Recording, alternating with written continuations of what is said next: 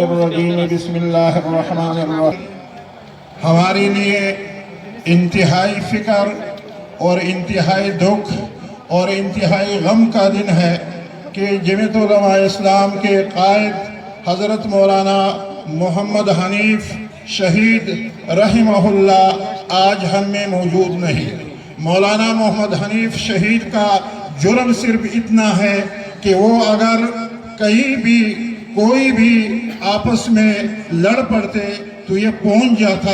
ان کی صلح صفائی کرا دیتا اور تمام اہل چمن سے ان کا تعلق بھائیوں جیسا تھا، بیٹیوں جیسا تھا، بیٹوں جیسا تھا،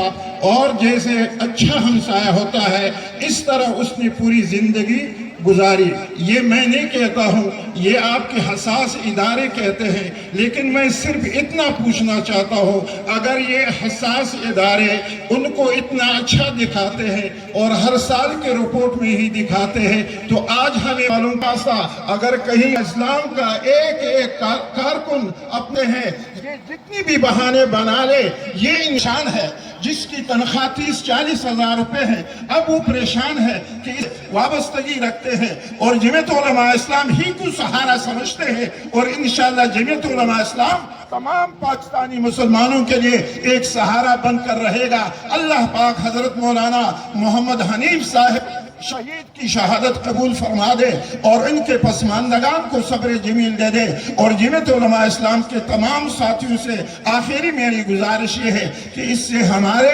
حوصلے شکست نہیں ہوتے ہیں، اس سے ہمارے حوصلے بڑھتے ہیں، اور یہ ہماری زمین ہے، یہ ہماری ریاست ہے، اس کے لیے قربانیاں ہم دیں گے۔ کوئی جو کچھ بھی کہے، کوئی بھی کچھ کہے، لیکن خون بہانا ہمارا کام ہوگا، خون دینا ہمارا کام ہوگا، اور پھر بھی کہیں گے کہ یہ چمن ہمارا